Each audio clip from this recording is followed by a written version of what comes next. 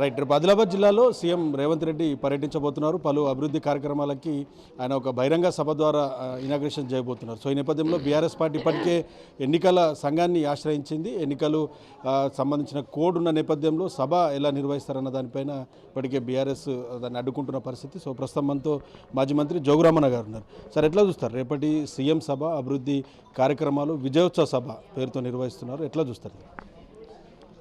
అది విజయోత్సవ సభ కాదు. 2 సంవత్సరాల్లో అట్టర్లీ ఫ్లాప్ అయినామని చెప్పి చెప్పుకోవటానికి వస్తుందని చెప్పి మా బీఆర్ఎస్ పార్టీ భావిస్తుంది.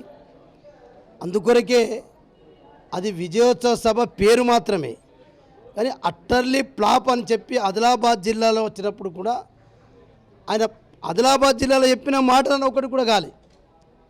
ఆదిలాబాద్కి వచ్చినప్పుడు చెప్పిండు ఆదిలాబాద్ జిల్లాను దత్తత తీసుకుంటా అని చెప్పడం. అట్లనే ఆదిలాబాద్లో యూనివర్సిటీ లేదు. పాత 9 జిల్లాల్లో యూనివర్సిటీ ఉంటే 10 సంవత్సరాల్లో బీఆర్ఎస్ పార్టీ యూనివర్సిటీ చేయలేని చెప్పిండు. ఇలా 2 సంవత్సరాలు ఆయన చెప్పిన మాట కూడా చేయలే. తుకారాం ఒక ఐఏఎస్ పాపం అధికారి, ఆయన చనిపోయిండు.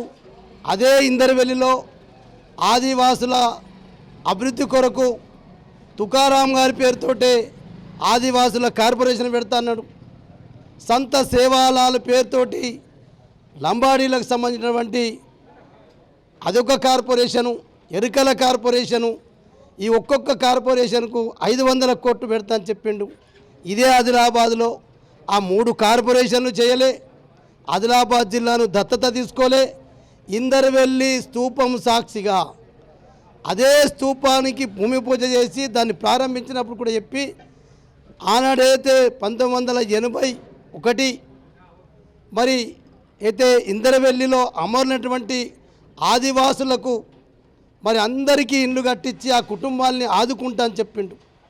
ఆ కుటుంబాలకు 3 4 సాయం చేసింది తప్ప అది కూడా అబద్ధం ఆడిండు. కాబట్టి ఇది అట్టర్లీ ఫ్లాప్ సభ.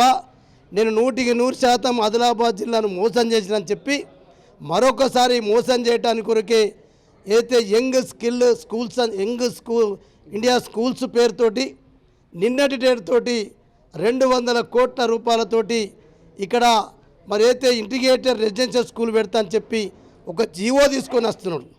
ఇసుంటి అబద్ధాలు ఆడిన ముఖ్యమంత్రి, అబద్ధాలకే చక్రవర్తి అయినటువంటి రేవంత్ రెడ్డి ఆ జీవో పేరుతోటి ఆదిలాబాద్ పోతే పబ్లిక్ తంతరు.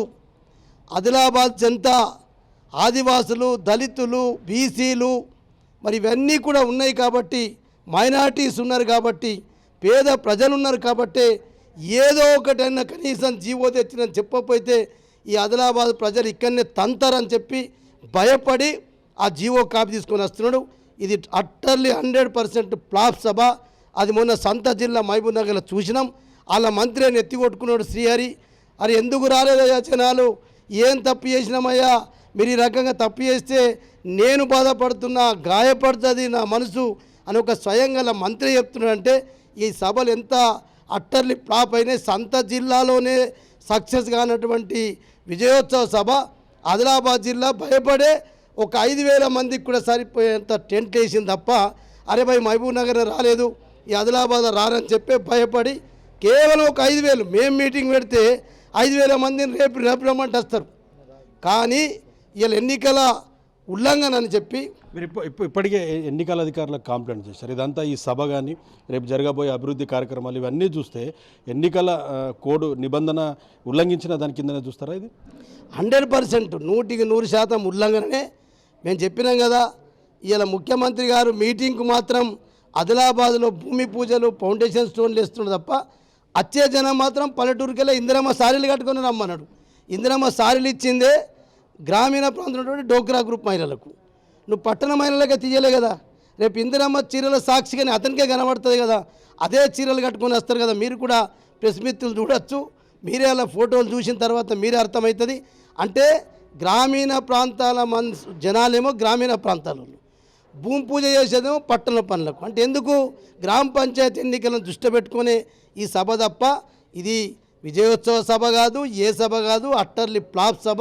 ఇలా గ్రామ పంచాయతీలో కనీసం ఇంత 4 ముచ్చట్లు చెప్పిపోదామని చెప్పి దాని కొరకే వస్తున్నాడు. అది కూడా చిత్తుగా ఆదిలాబాద్ జిల్లా ప్రజలు ఓడిస్తారు. రైట్ రామన్ గారు, ఎయిర్పోర్ట్కి సంబంధించి ఇప్పటికే భూసేకరణ కోసం ప్రభుత్వం 700 ఎకరాలకు సంబంధించిన భూసేకరణ కూడా చేస్తుంది. దానిపైన ఒక హామీ ఇచ్చే అవకాశం ఉందని కూడా చెప్తున్నారు. ఎట్లా చూస్తారు దాన్ని కూడా?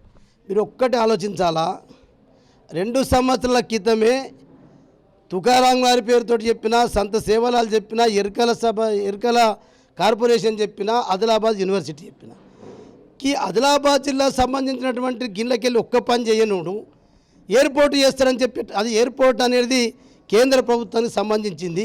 ఏదో గిట్లనే ఇప్పుడు ఈ ఇంటిగ్రేటెడ్ యంగ్ ఇండియా స్కూల్స్కి ఎట్లయితే ఇంటిగ్రేటెడ్ జీవో తీసుకొని వస్తున్నాడో అది కూడా భూసేకరణ ఏమని చెప్పి వచ్చిండు. భూసేకరణ చేస్తాడు ఎప్పుడు, భూసేకరణ అవుతుంది ఎప్పుడు?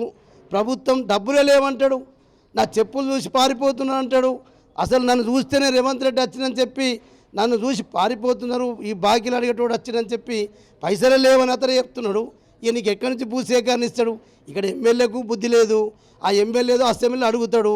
ఎమ్మెల్యే అసెంబ్లీలో అడిగిండు కాబట్టి పాయల్ శంకర్ గారు అడిగిండు కాబట్టి నేను పాయల్ శంకర్ గారి కోరిక అంటే వీళ్ళిద్దరు ఏమన్నట్టు, ఇద్దరు నంబర్ 1 నంబర్ 2 బాంటలు ఇద్దరు కాబట్టి వీళ్ళు ఎన్ని చెప్పినా ప్రజలు నమ్మటానికి సిద్ధంగా లేరు. రైట్, థ్యాంక్ యూ రామన్ గారు. సో ఇది పరిస్థితి. దత్తత తీసుకున్న జిల్లాకి సీఎం ఏం చేశారు, ఏం ముఖం పెట్టుకొని వస్తారని చెప్తున్నారు. ఇది ముమ్మాటికి ఎన్నికలకు సంబంధించిన కోడ్ ఉల్లంఘన అని మాజీ మంత్రి జోగురామన్ చెప్తున్న పరిస్థితి.